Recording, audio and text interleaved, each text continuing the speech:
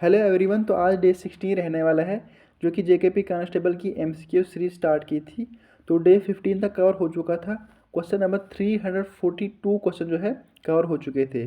तो आज हम 343 से करने वाले हैं। बिल्कुल जेकेपी कांस्टेबल के सिलेबस के अकॉर्डिंग जो है एमसीक्यू बनाए गए हैं। क्वेश्चन नंबर 343 की बात करते हैं। Mangal Pandey was hanged in 1857 for attacking the British officers in. जो मंगल पांडे पर्सन थे, इनको जो है फांसी दी गई थी 1857 में। तो कहाँ पर फांसी दी गई थी?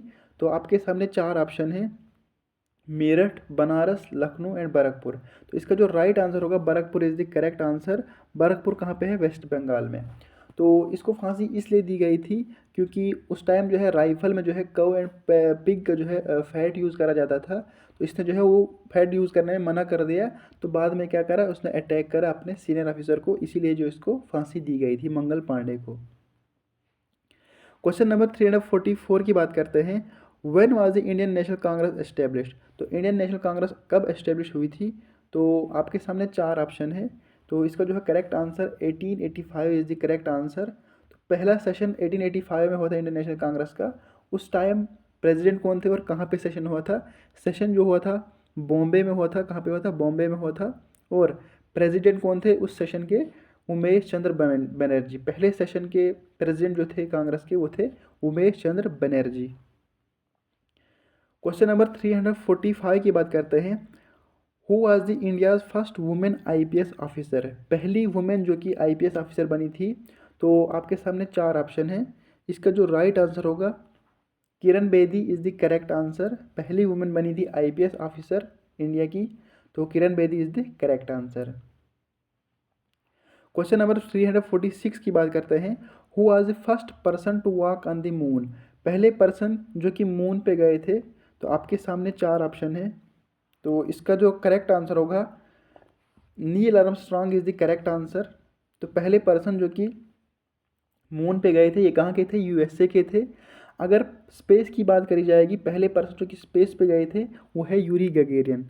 तो यूरी गगेरियन पहले पर्सन बने थे जो कि स्पेस पे गए थे, लेकिन नील आर्मस्ट्रॉन्ग पहले पर्सन बने थे जो कि मून पे गए थे। ठीक है, तो इसका जो राइट आंसर होगा Neil Armstrong is the correct answer. Question number 347 की बात करते हैं। Which is the highest dam in India? तो हाइस्ट डैम कौन है इंडिया का? आपके सामने चार ऑप्शन है। इसका जो करेक्ट आंसर होगा Tehri dam is the correct answer. तो तहरी डैम जो है हाईएस्ट डैम है इंडिया का। तो किस रिवर पे है ये? कौन से रिवर पे है ये? भागीरथी रिवर पे है ये। कहाँ पे है ये? भागीरथी रिवर पे है ये। और कहाँ पे है? उत्तराखंड में है। इतना आपको ध्यान रखना है। हाईएस्ट डैम आपसे पूछ जाएगा तो तहरी डैम है, भागीरथी रिवर पे है, और कहाँ पे है? उत्तराखंड में। और लॉन्गेस्ट डैम अगर आपसे पूछ जाएगा तो लॉन्गेस्ट डैम जो है वो है Hirakud dam. Hirakud dam is the longest dam. और किस रिवर पे है ये? महानदी रिवर पे है। ये भी आपको ध्यान रखना है। क्वेश्चन नंबर 348 की बात करते हैं। Who is known as the father of nation in India? तो father of nation in India किसको बोला जाता है? तो ऑप्शन आपके सामने है: जवाहरलाल नेहरू, महात्मा गांधी, बी आर अम्बेडकर, सरदार वल्लभ भाई पटेल। तो इसका जो राइट आंसर होगा Mahatma Gandhi is the correct answer. इसको जो है फादर ऑफ नेशन बोला जाता है। जवाहरलाल नेहरू की बात करते हैं। तो Jawaharlal Nehru first prime minister रहे हैं इंडिया के। तो फर्स्ट पीएम ऑफ इंडिया जो है जवाहरलाल नेहरू रहे हैं। बी आर अम्बेडकर की बात करते हैं। फादर ऑफ इंडियन कॉन्स्टिट्यूशन अगर आपसे पूछा जाएगा तो वो है बी आर अम्बेडकर।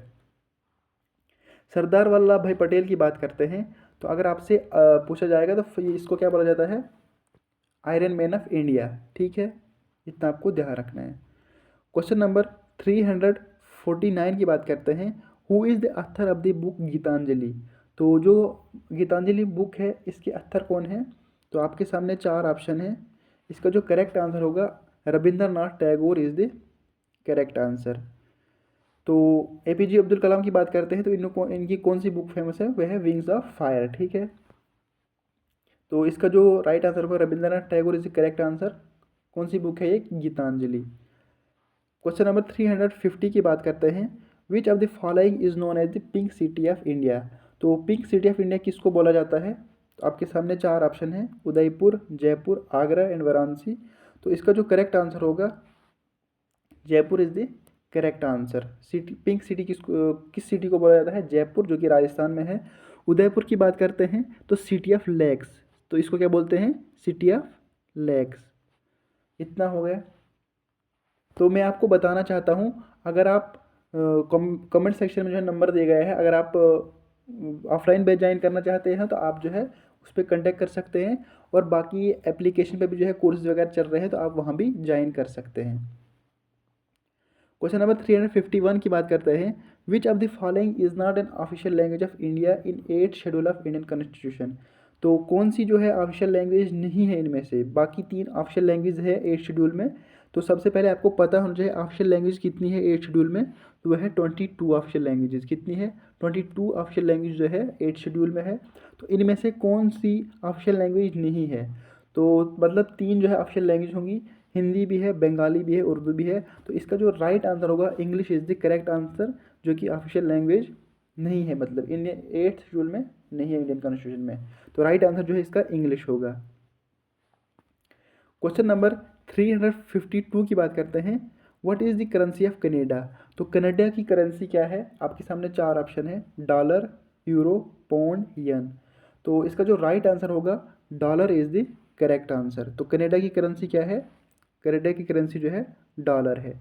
यूरो की बात करते हैं तो यूरो जो है यूरोपियन में चलती है। पौंड पौंड की बात करते हैं तो इजिप्ट वगैरह में चलती है पौंड करेंसी।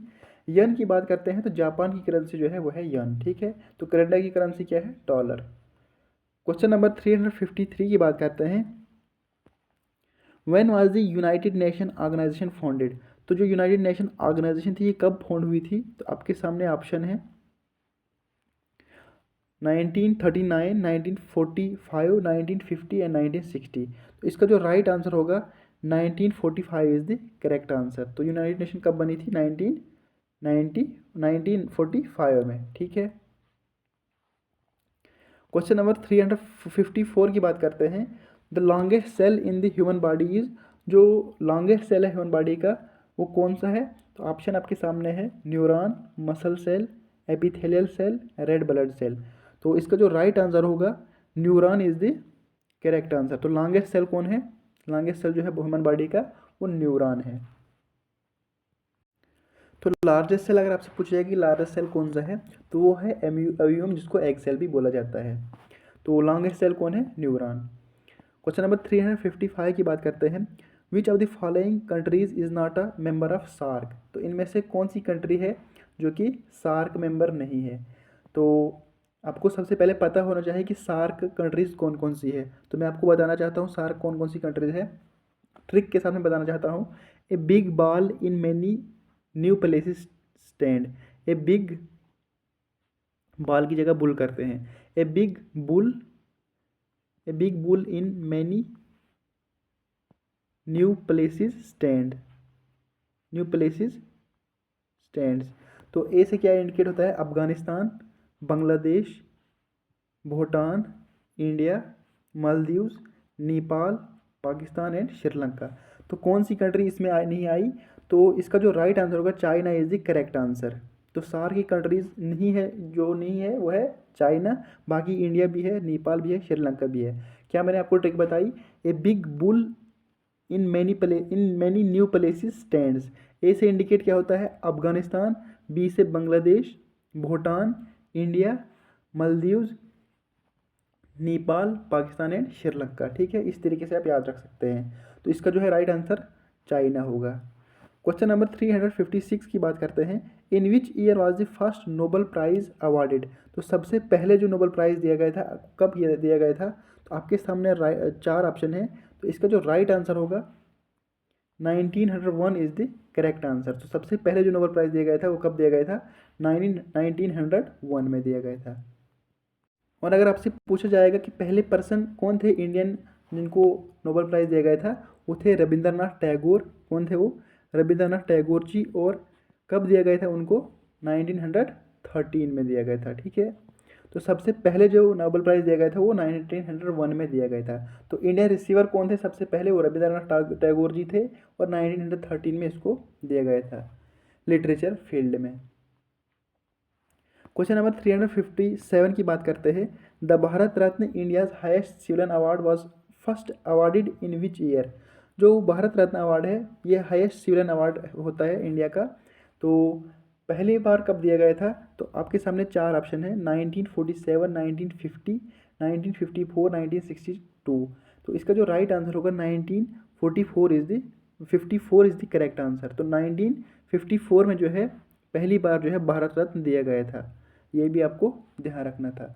तो उसके बाद बात करते हैं क्वेश्चन नंबर 358 की बात करते हैं।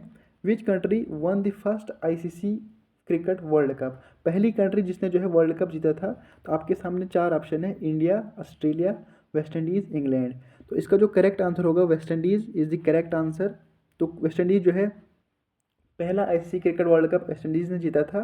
तो कब हुआ था पहला वर्ल्ड कप? 1975, ये भी आपको याद रखना है, 1975 में हुआ था। और किसके खिलाफ जीता था इनने? ऑस्ट्रेलिया के खिलाफ जीता था। और कहाँ पे हुआ था? अरे वो इंग्लैंड में हुआ था, ठीक है, पहला वर्ल्ड कप जो हुआ था। तो वेस्ट इंडीज़ ने जीता था, कब हुआ था? 1975 में। किसके खिलाफ? ऑस्ट्रेलिया के खिलाफ। और कहाँ पे वर्ल्ड कप हुआ था? इंग्लैंड में हुआ था। क्वेश्चन नंबर 359 की बात करते हैं। Which of the following crop is a rabi crop? तो इनमें से रबी क्रॉप कौन सा है? तो अगर आपने ट्रिक आपको याद होगी रबी क्रॉप की, जैसे मैं आपको बताऊंगा।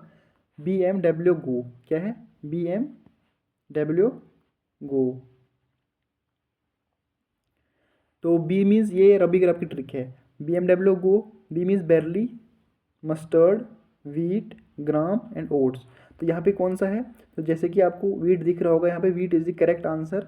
तो बाकी मेज़, राइस एंड जवार जो है ये है खरीफ क्रॉप है, ठीक है। तो रबी क्रॉप को जो है विंटर क्रॉप भी बोला जाता है। तो BMW ग्रो ट्रिक आप याद रखना। B means barley, M is mustard, W means wheat and G gram and O oats, ठीक है। ये जो है रबी क्रॉप आते हैं, ठीक है। इसका जो राइट आंसर होगा wheat is the correct answer. Question number 360 की बात करते हैं। Which river originate in a spring at Verinag in the south eastern part of Kashmir? तो कौन से रिवर है जो कि वेरीनाग से उनका उसका जो है ओरिजिनेशन होता है? तो आपके सामने चार ऑप्शन है, चिनाब, जहलम, तवी एंड सतलुज। तो इसका जो राइट आंसर होगा Jhelum is the correct answer. तो जहलम रिवर जो है वो कहाँ से ओरिजिनेट होता है? वेरीनाग स्प्रिंग से जो है ओरिजिनेट होता है, ठीक है। बाकी चिनाब की बात करते हैं। तो चिनाब का की ओरिजिनेशन कहाँ से होती है? चिनाब जो है बारालाचा पास से निकलता है, लाहौल स्पीति, हिमाचल प्रदेश से, ठीक है। और तवी रिवर की बात करते हैं तो जो है कैलाश कौन से निकलता है? भद्रवा साइड से। तो आपको ये भी ध्यान रखना है। क्वेश्चन नंबर 361 की बात करते हैं। The treaty of Amritsar was signed between the British and Maharaja Gulab Singh which recognized him as the ruler of Jammu and Kashmir. When was this treaty signed? तो ये ट्रीटी कब साइन हुई थी? जब जो ब्रिटिश और महाराजा गुलाब सिंह के बीच में हुई थी। इन्होंने जो है कश्मीर को जो है जम्मू कश्मीर को 75 लाख में जो है इन्होंने खरीदा था, मतलब उन पे उनको पैसे दिए थे ब्रिटिशर को। तो ये ट्रीटी कब हुई थी? तो इसका जो राइट आंसर होगा मार्च 16, 1846 इज़ द करेक्ट आंसर, ठीक है। ये ट्रीटी आपको डेट आपको याद रखनी है, मार्च 16, 1846 आपको याद रखना है। क्वेश्चन नंबर 362 की बात करते हैं। What is the full form of JK BOSE? तो जेके बोस की फुल फॉर्म क्या है? Jammu Kashmir board of secondary education, Jammu Kashmir board of school education, Jammu Kashmir board of bureau of school education, Jammu Kashmir board of special education. तो इसका जो करेक्ट आंसर होगा Jammu Kashmir board of school education is the correct answer. JK BOSE की बात करते हैं तो ये कब बना था? 1975 में, ठीक है। ये भी डेट आपको याद रखनी है। तो क्या फुल फॉर्म है? Jammu Kashmir board of school education. Question number 363 की बात करते हैं। The old city Srinagar Pandrethan was founded by, ये किसने फाउंड करी थी Srinagar city, old city Pandrethan? तो आपके सामने चार ऑप्शन है, हरि सिंह, अशोका, समुद्रगुप्ता एंड हर्षा। तो इसका जो करेक्ट आंसर होगा Ashoka is the correct answer. तो अशोका जो है इसका राइट आंसर होगा। तो हरि सिंह जो थे ये लास्ट रूलर रहे थे जम्मू कश्मीर के, हरि सिंह। तो आपको ये भी ध्यान रखना है। क्वेश्चन नंबर 364 की बात करते हैं। Which is the coldest month in Jammu region? तो जम्मू रीजन का कोल्डेस्ट मंथ कौन सा है? तो कौन सा रहता है कोल्डेस्ट मंथ? इसका जो राइट आंसर होगा आपके सामने चार ऑप्शन है, मार्च, जनवरी, दिसंबर, जून। तो करेक्ट आंसर जो है जनवरी इज़ द करेक्ट आंसर, जो कि कोल्डेस्ट मंथ रहता है, ठीक है। क्वेश्चन नंबर 365 की बात करते हैं। Which one is the longest river in Jammu and Kashmir? तो जम्मू कश्मीर का जो लॉन्गेस्ट रिवर है वो कौन सा है? तो आपके सामने चार ऑप्शन है, Jhelum river, Indus river, Chenab river and Tawi river. तो इसका जो राइट आंसर होगा Chenab river is the correct answer, ठीक है। लॉन्गेस्ट रिवर जो है वो जम्मू कश्मीर का चिनाब रिवर है। तो इसकी लेंथ की बात करते हैं तो 970 के अराउंड इसकी लेंथ है चिनाब रिवर की। तो झेलम रिवर की बात करते हैं तो 725 जो है इसकी लेंथ है। ठीक है, ये लेंथ भी आपको याद रखनी, पूछी जाती है एग्जाम में।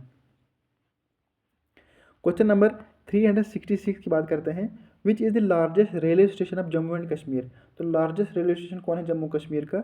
तो आपके सामने चार ऑप्शन है, जम्मू तवी, श्री माता वैष्णो देवी कटरा, बानिहाल रेलवे स्टेशन या बारामूला रेलवे स्टेशन।